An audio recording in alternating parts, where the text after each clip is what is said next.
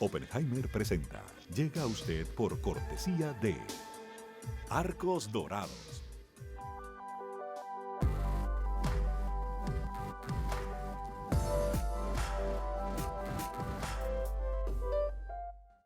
En Buenos Aires, Argentina, hay una universidad que cumple con la formación de los profesionales del futuro.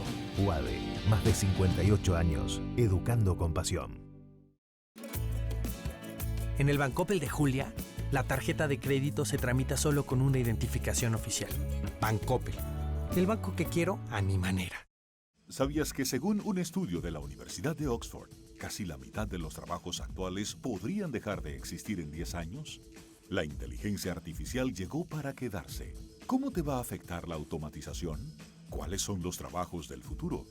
Andrés Oppenheimer te lo cuenta en su nuevo libro, Sálvese quien pueda. Y no te quedes atrás. Encuéntralo en librerías.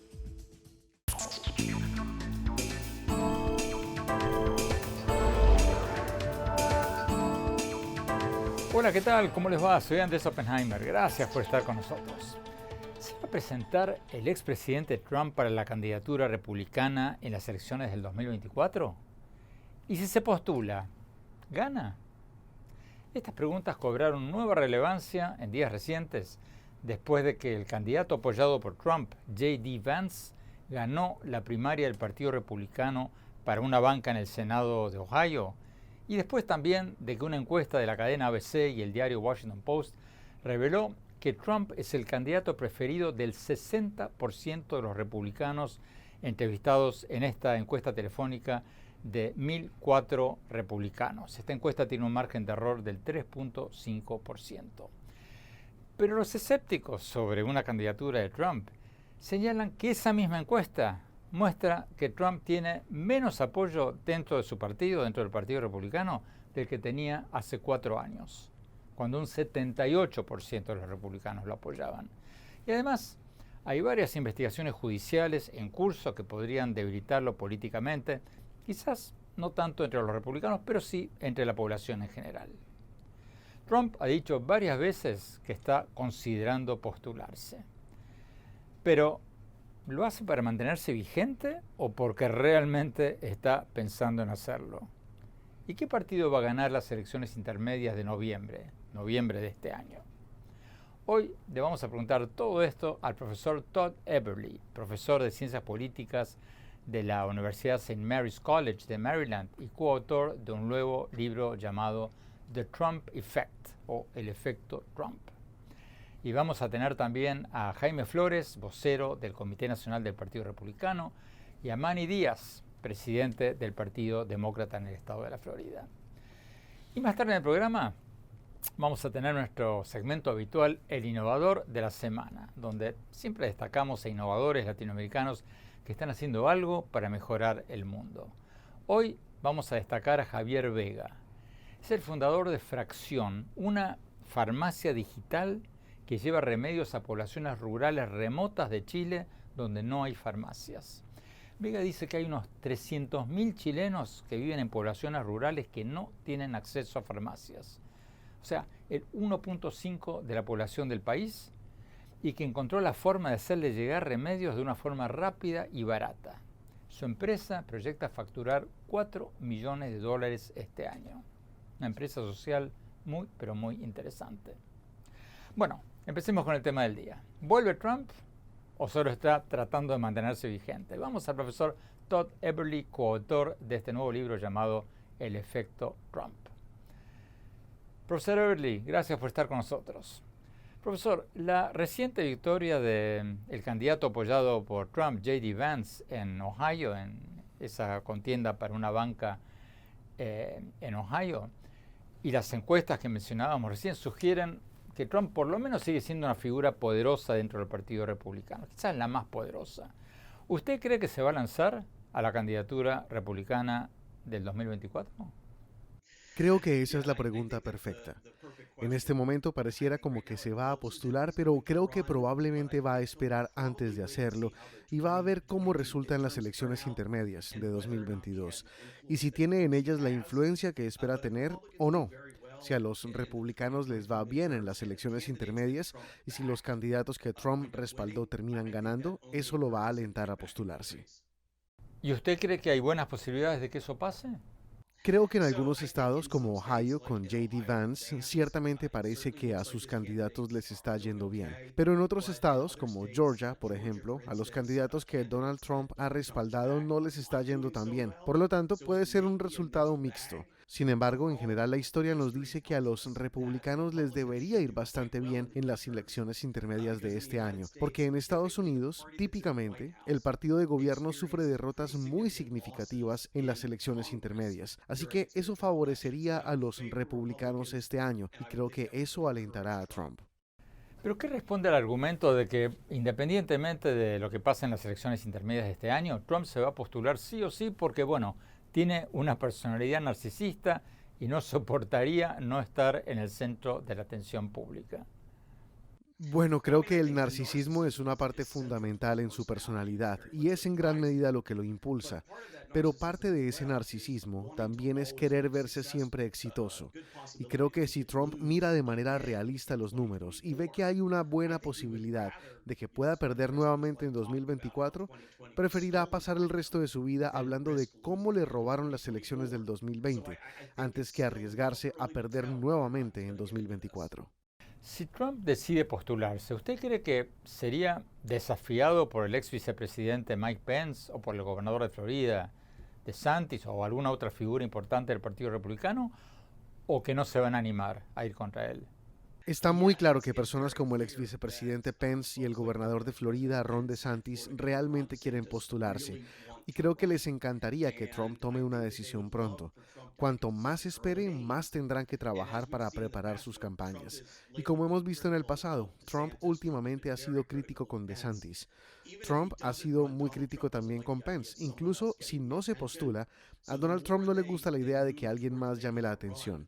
Entonces, cuanto más muestren su intención de ser candidatos potenciales, hacen pensar más a Trump en postularse. Pero creo que si decidiera ser candidato, podría esperar tanto como quiera. Es la única persona que puede esperar hasta el último minuto para anunciarlo. Es muy difícil ver a cualquier otro republicano quitarle la nominación. ¿Es cierto que Trump está ganando terreno con el voto latino o esos datos son muy relativos? Sabes, ciertamente parece que en 2020 recibió alrededor del 37% del voto hispano en Estados Unidos. Si a John McCain o a Mitt Romney les hubiera ido tan bien con los votantes hispanos cuando se postularon en 2008 o 2012, es muy probable que hubieran ganado las elecciones. Ahora, si esto es duradero o no, o si fue un impacto temporal, es demasiado pronto para saberlo. Tenemos que esperar a 2024. Tenemos que ir a un corte. Cuando volvamos, vamos a preguntarle al coautor del libro El efecto Trump si el Partido Republicano de Trump va a ganar las elecciones intermedias de este año y si cree que el presidente Biden va a ser el candidato demócrata en el 2024. Vamos a ver lo que nos dice. No se vayan. Ya volvemos.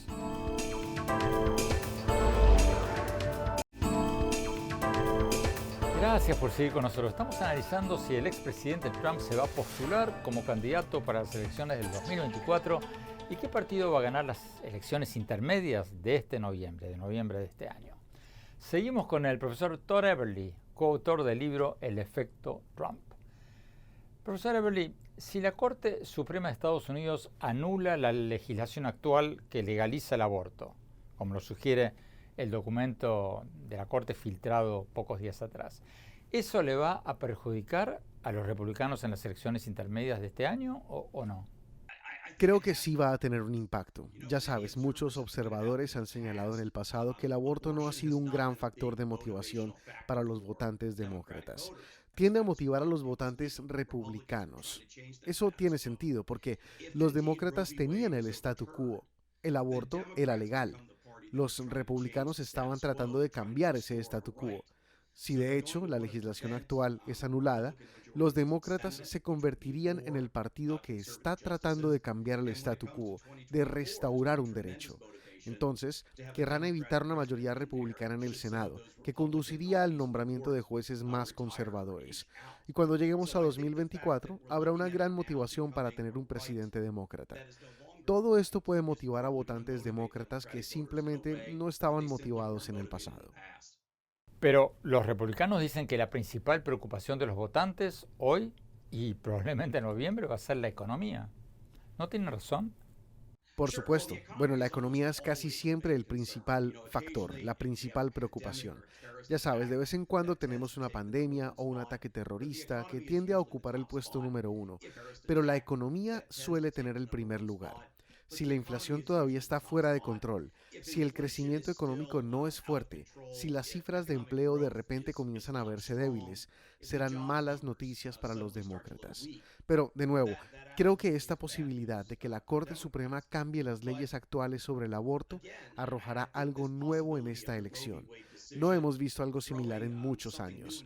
Entonces creo que algunas de las viejas reglas y viejas lecciones no necesariamente funcionan cuando tienes un nuevo ingrediente como este que se está agregando ahora a la mezcla.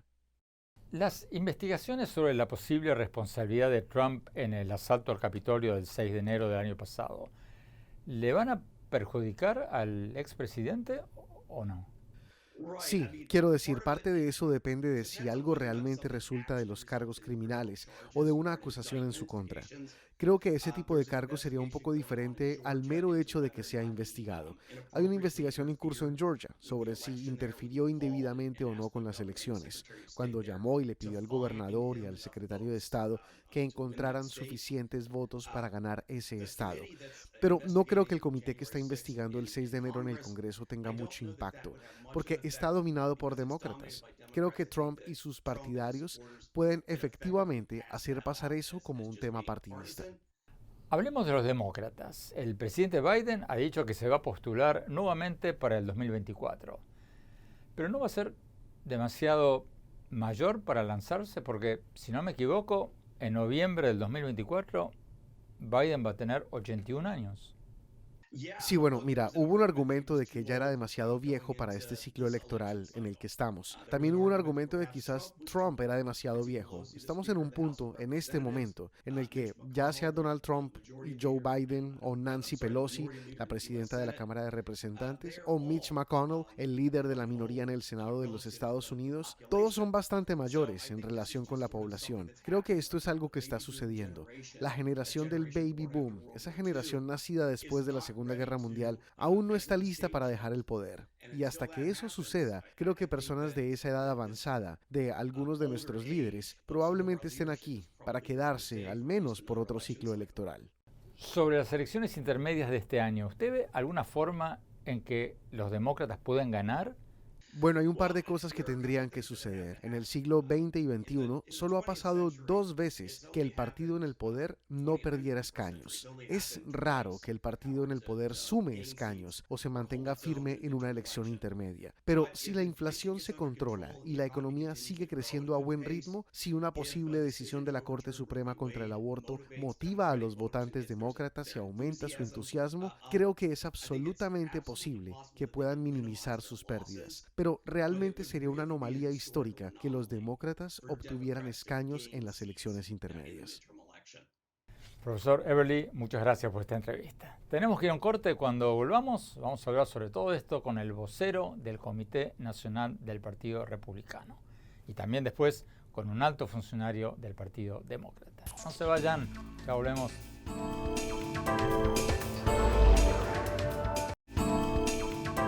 Gracias por seguir con nosotros. Estamos analizando si el expresidente Trump se va a postular como candidato para las elecciones del 2024.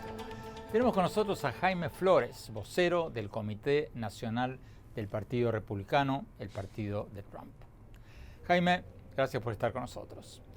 Jaime, la mayoría de los pronósticos indican que ustedes, el Partido Republicano, van a ganar las elecciones intermedias de noviembre de este año porque, bueno, históricamente el partido opositor en Estados Unidos casi siempre gana las elecciones intermedias. Pero esta bomba noticiosa de días atrás, que fue la filtración del documento de la Corte Suprema sobre el aborto, ¿no va a ser desastrosa para ustedes, para tu partido, para el Partido Republicano? Porque las encuestas muestran que la mayoría de los estadounidenses están a favor de mantener la legislación actual que permite el aborto. ¿No les va a jugar en contra a ustedes esto? Estamos convencidos de que no, Andrés, entre otras cosas porque la mayoría de los republicanos votan por principios, votan por valores y la mayoría de los republicanos pues prefieren la vida que las opciones de aborto.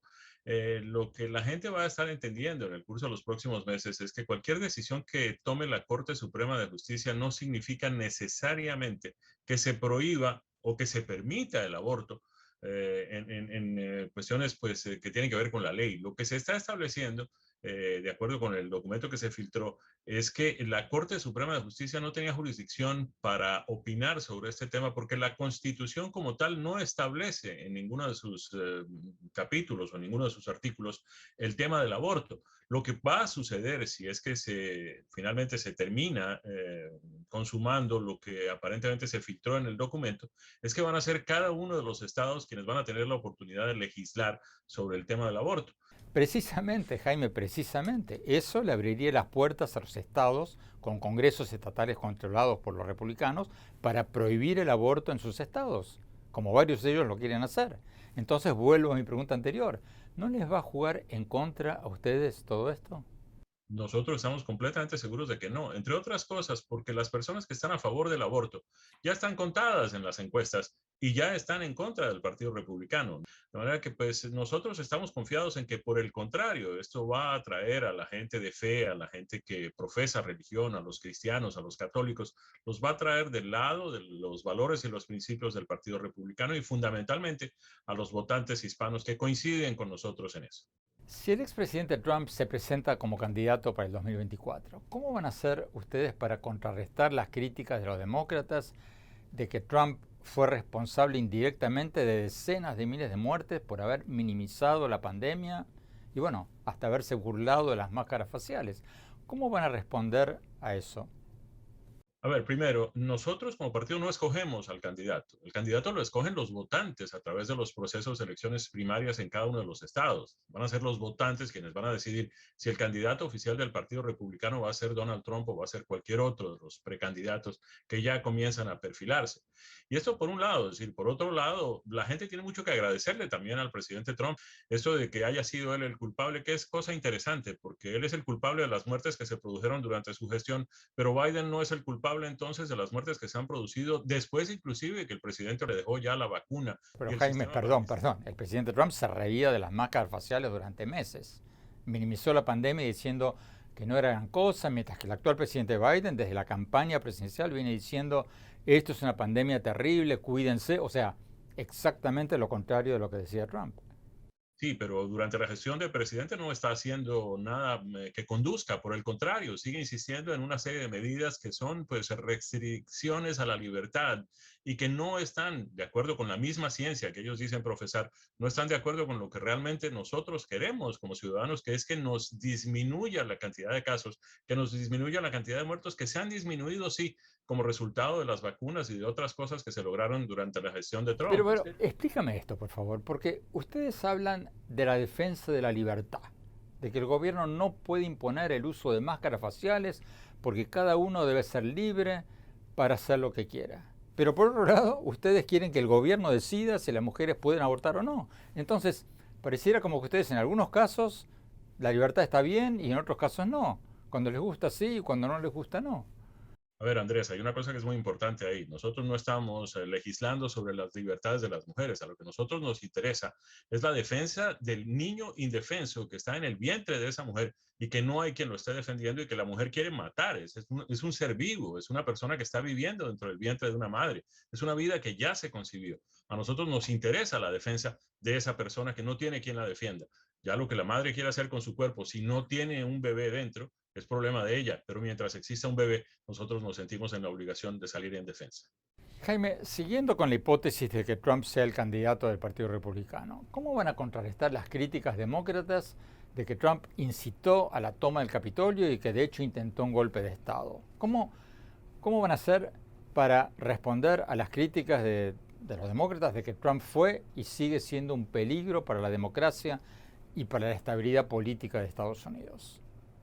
Pues no parece ser eso lo que creen los votantes, Andrés. Eso es lo que creen los medios de comunicación, eso es lo que creen los aparatos de desinformación que se han creado aquí en los Estados Unidos desde hace un buen tiempo. Nosotros no tenemos por qué contrarrestar críticas que van en favor o en contra de una persona que ha sido elegida por nuestros copartidarios para ser el candidato de nuestro partido. La gente que vote o no por el candidato Trump para presidente, para nominado oficial del Partido Republicano para presidente de los Estados Unidos, está en el derecho de tener en cuenta esas críticas o no. Va a ser la gente la que va a responder con su voto, con su abstención de voto a las críticas que se hagan contra el presidente Trump. No es el partido no tiene ni la posibilidad, ni las condiciones, ni la voluntad de imponer un candidato o de salir a atacarlo o a defenderlo de unas críticas que le hagan pues, los medios de comunicación o los otros partidos. Jaime Flores, muchas gracias por estar con nosotros. Tenemos que ir a un corte. Cuando volvamos, vamos a hablar sobre todo esto con un alto funcionario del Partido Demócrata. No se vayan, ya volvemos.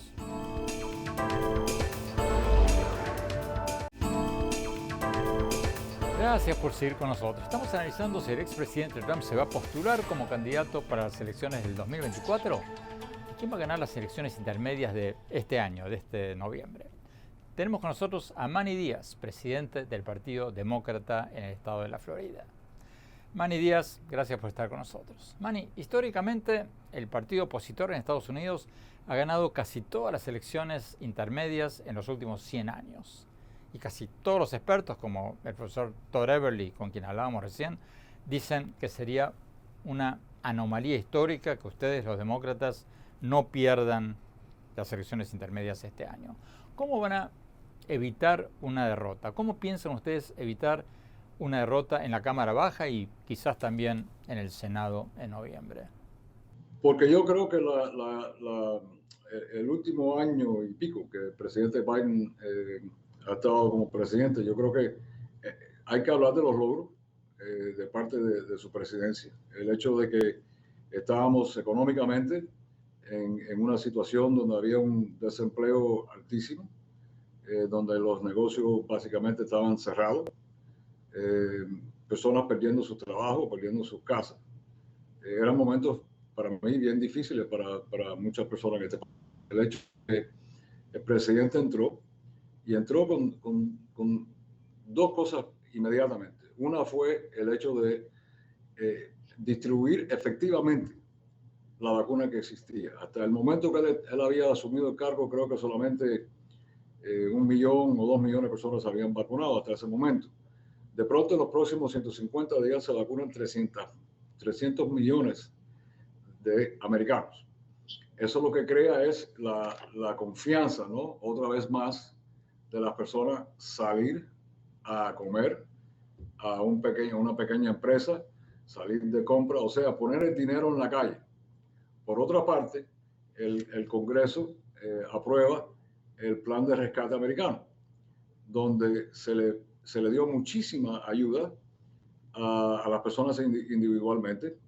Se les rebajaron los impuestos a muchas personas, se rebajaron las primas de seguro de salud, se ayudaron a pequeñas empresas, se ayudaron a los diferentes gobiernos locales y estatales para que no tuvieran que votar a personas. O sea, hay que darse cuenta que desde que asumió el cargo hasta hoy, bajo este presidente se han creado más de 8 millones de trabajos en los Estados Unidos.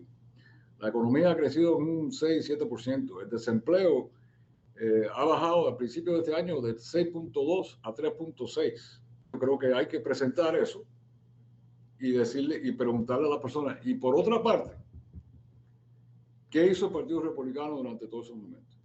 Fuera de votar en contra, ¿no? Porque votaron en contra de toda esa iniciativa. Pero una de las principales preocupaciones de los votantes hoy en día es la inflación. Y la inflación anual en Estados Unidos está en más del 8%, la más alta en 40 años. ¿Cómo van a evitar ustedes una avalancha de votos en contra por el aumento de los precios? Bueno, yo creo que principalmente no es... todos sabemos que la inflación viene como base, primero la pandemia, porque durante la pandemia lo que ocurre es que todo negocio cierra. Entonces a mí me gusta usar el ejemplo del carro. Por ejemplo, normalmente vamos a ver que hay 50,000 carros disponibles para la venta. en los Estados Unidos todos los días. De pronto se para de producir carros. Y entonces en vez de 50.000 hay 500. Entonces la demanda de pronto, porque la vacuna trabaja, el negocio vuelve a surgir, todo el mundo que regresa a la vida normal y quiere comprar un carro. Bueno, pero nomás que hay 50 carros. Entonces el precio de ese carro va a subir. Ese es el primer factor. El problema es que inmediatamente después de eso ocurre la guerra en Ucrania. El 70% de la contribución hacia la inflación viene de los productos de energía, o sea, la gasolina principalmente, ¿no?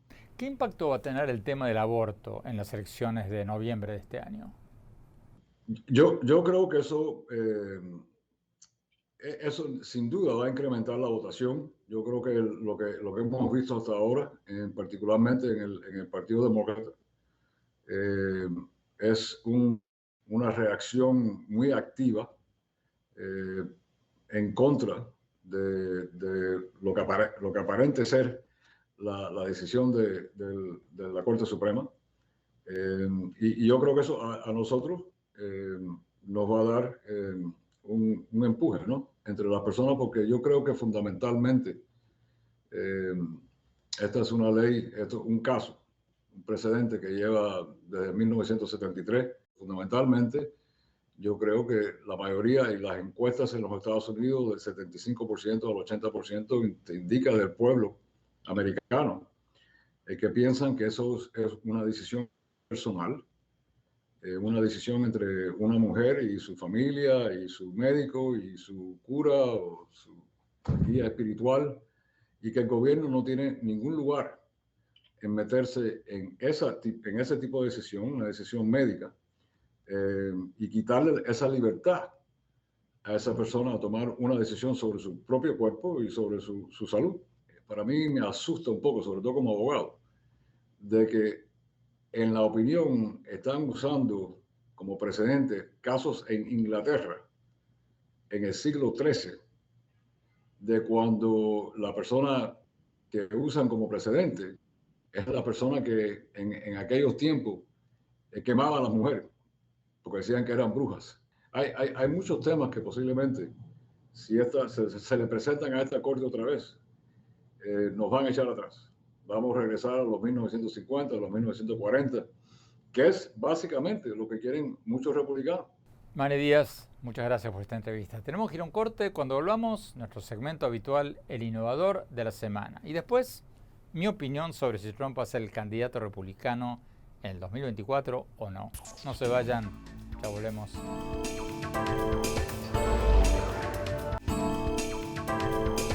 Gracias por seguir con nosotros. Vamos a nuestro segmento habitual, el innovador de la semana, donde todas las semanas destacamos a innovadores latinoamericanos que están haciendo algo para mejorar el mundo. Hoy vamos a tener con nosotros a Javier Vega, fundador de Fracción, una farmacia digital que lleva remedios a poblaciones rurales de Chile donde no hay farmacias. Vega dice que hay unos 300.000 chilenos en poblaciones rurales que no tienen acceso a farmacias, el 1.5% de la población, y que encontró la forma de hacerle llegar remedios de una forma rápida y barata. Su empresa reporta haber facturado $2 millones el año pasado y proyecta facturar $4 millones este año. Vayamos a la entrevista. El innovador de la semana es presentado por falabella.com, un nuevo punto de partida. Javier, gracias por estar con nosotros. Javier, tu compañía Fracción es una farmacia digital que lleva remedios a la gente en el campo que no tiene acceso a una farmacia. Pero, ¿no hay una farmacia hasta en los pueblos más remotos? ¿No hay siempre por lo menos una farmacia? No, mire, primero que nada, muchas gracias por la invitación a contarles de lo que hacemos de Fracción para mejorar el acceso a medicamentos a las personas en Chile hoy día y esperamos el día de mañana en Latinoamérica. Efectivamente, no en todas las comunidades hay farmacia. ¿Qué pasa? Muchas comunidades que no tienen farmacias son comunas más pequeñas, comunas rurales, o sea, que quedan lejos de las grandes ciudades, y comunas más pobres. Por lo menos acá en Chile, 1 de cada 3 de las personas de esas comunidades está bajo el índice de la pobreza. Entonces, la ecuación del modelo tradicional es: quedan lejos, no hay recursos y en el fondo son comunas que tienen problemas de acceso. Entonces, con esa ecuación significa que no hay farmacias. Dicho eso, es que nosotros desde Fracción, que nacemos desde la lógica de un emprendimiento con impacto social, estamos buscando la manera de llegar a esas comunidades que están alejadas del mercado tradicional y creemos que la innovación y el emprendimiento y también el mundo digital logra poder romper esas barreras y poder llegar a cualquier parte de Latinoamérica y también de Chile. ¿De cuánta gente estamos hablando? ¿Qué porcentaje de la gente no tiene acceso a una farmacia? En Chile hay aproximadamente 18 millones de personas. Hay 300.000 personas en Chile de hoy que no tienen farmacias. En Chile hay 352 comunas, de las cuales 50, más o menos el 15% de esas comunas no hay farmacia. Y fundamentalmente es porque el modelo tradicional, el modelo de mercado, el modelo retail, que hoy día un poco es parte del modelo farmacéutico, dejó abandonadas a estas comunidades porque no es rentable. Pero nosotros que venimos de la lógica del impacto social y le ponemos la variable social, tú te das cuenta que empieza a dar. Porque comunidades de 5.000, 6.000, 7.000 personas, para emprendimientos como nosotros, son muy importantes para poder atender a esas personas. Pero, ¿cómo piden los remedios la gente que no tiene una computadora, la gente que vive en lugares remotos y no tiene acceso a Internet? Nosotros instalamos un computador con acceso a Internet, por ejemplo, en los hospitales públicos, hospitales de las comunidades, donde nos permiten instalarnos y mucha gente de ahí ayuda a las personas a poder comprar. O sea, nosotros ponemos la infraestructura, ponemos la tecnología, pero además hay gente de las municipalidades, de los municipios que colaboran y ayudan a este propósito, que finalmente la gente pueda comprar sus medicamentos en su misma comuna y no tengan que trasladarse finalmente a comunas más grandes, que es algo que tienen que hacer en muchos de ellos todos los meses porque son medicamentos de uso crónico. ¿Y cómo les llevan ustedes los remedios? ¿Con auto, con moto? Bueno, nosotros efectivamente tenemos un acuerdo con empresas de logística que nos ayudan a llevar los medicamentos a la puerta de la casa. Lo hacemos en moto, en auto, en camiones, según sea la necesidad y el volumen que estamos llevando a la casa de los clientes. Pero hoy día en Chile y también en Latinoamérica vemos que el tema de llevar a la casa, el concepto de última milla, está muy resuelto y hay grandes compañías que están dispuestas a llevar los medicamentos a la puerta de la casa de los clientes y colaborar con nosotros en Chile particularmente. Por ejemplo, tenemos un acuerdo con Rappi. Rappi es una compañía que hoy día tú puedes comprar en Rappi a través de Fracción y también Rappi hace el delivery, el despacho a la casa de los clientes. Javier, ¿es rentable llevar remedios a relativamente poca gente en lugares tan lejanos? Mira, lo interesante, André, y te agradezco la pregunta, es que este modelo es un modelo digital, un modelo muy liviano, muy eficiente, muy económico. Y nos permite finalmente, desde la lógica del emprendimiento, empresas chicas, que son nosotros en Fracción hoy día somos 25 personas y podemos recorrer y despachar medicamentos a cualquier parte del país. Estamos cambiando un poco la manera de mirar los negocios, la manera, sobre todo en un mercado farmacéutico, principalmente en Chile y Latinoamérica, concentrado de bajo acceso, que nos permite modelos livianos, eficientes, digitales, poder ser un negocio también muy rentable. El innovador de la semana es presentado por falabella.com, un nuevo punto de partida. Fantástica esta idea de Javier Vega. Tenemos que ir a un corte. Cuando hablamos, mi pronóstico sobre el tema con el que empezamos el programa. Si Trump se va a presentar como candidato a las elecciones del 2024 o no. No se vayan, ya volvemos. En falabella.com la calidad la dejamos en manos de expertos. Creo que hemos encontrado el Santo Grial 3.0. Aprobado, aprobado, aprobado. Caracoles. Miles de marcas, miles de emprendedores, la mejor calidad. Todo lo que necesitas está en el nuevo falabella.com. Descarga la app.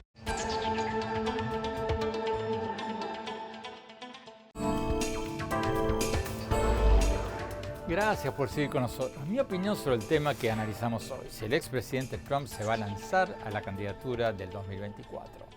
Hay quienes dicen que no, entre otras cosas porque tiene varias investigaciones en su contra y también, como nos decía el profesor Everly en el programa de hoy, es un hombre que no soporta perder y que si ve que las encuestas no le dan bien, quizás prefiera no lanzarse como candidato. Pero si yo tuviera que apostar hoy, diría que lo más probable es que sí, que Trump se va a postular y que si lo hace, es probable que gane las primarias del Partido Republicano. ¿Por qué? Bueno, en primer lugar, creo que se lanzaría porque el propio Trump lo ha dicho varias veces que está considerando ser candidato. Y claro, puede ser que lo esté diciendo para mantenerse vigente, pero yo creo que hay más de eso. Por lo que observé todos estos años y por la impresión que me llevé cuando lo entrevisté antes de que fuera presidente, Trump tiene una personalidad narcisista y no soportaría la idea de dejar de estar en el centro de la atención pública. A mí me cuesta mucho pensar que de la noche a la mañana Trump va a pensar en retirarse como Obama y dedicarse a dar conferencias. No lo veo. Segundo, porque Trump tiene varias investigaciones pendientes, incluida una en el estado de Georgia, sobre si trató de alterar ilegalmente los resultados de las elecciones del 2020. Y Trump ha demostrado varias veces que para él la mejor defensa es un buen ataque. Y para eso quizás quiera volver a ser presidente. Y si se presenta gana, yo creo que eso va a depender de la economía. Si no baja la inflación y el país no crece, podría ganar. Pero si la inflación baja y la economía vuelve a crecer, como lo espera el presidente Biden, a Trump no le va a ser tan fácil volver a la Casa Blanca. Porque sus rivales demócratas van a preguntarle a los votantes, ¿ustedes realmente quieren votar por el único expresidente en la historia reciente de Estados Unidos que trató de dar un golpe de Estado tratando de cambiar fraudulentamente el resultado electoral, que fue certificado por su propio vicepresidente, por más de 60 tribunales y por la propia Corte Suprema de mayoría conservadora? Y si la Corte Suprema decide anular la actual legislación que legaliza el aborto a nivel nacional, los demócratas le van a preguntar a los votantes, ¿ustedes realmente quieren votar por un presidente que en los hechos apoyaría la prohibición del aborto? Y si sigue la guerra en Ucrania, los demócratas le van a preguntar a los votantes, ¿ustedes realmente quieren votar por un expresidente que debilitó la alianza transatlántica, sugiriendo que Estados Unidos se retiraría de la OTAN? Y si la pandemia sigue, los demócratas le van a preguntar a los votantes, ¿ustedes realmente van a votar por un expresidente que minimizó la pandemia durante buena parte del 2020, sugiriendo incluso que tomáramos desinfectante contra el COVID y quizás causando miles de muertes por el retraso en movilizar al país contra la pandemia? Entonces, yo creo que hoy por hoy Trump se va a presentar y que si se presenta, probablemente gane la candidatura republicana.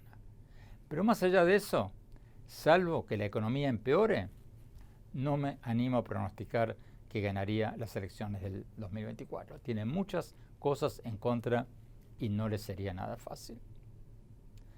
Bueno, se nos acabó el tiempo. Los invito a visitar mi blog en el sitio de internet andresopenheimer.com. Ahí pueden encontrar mis artículos y mis programas más recientes.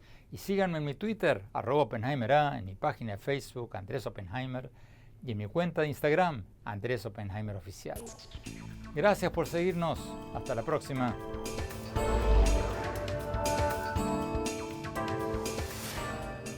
Oppenheimer presenta. Llega a usted por cortesía de Arcos Dorados.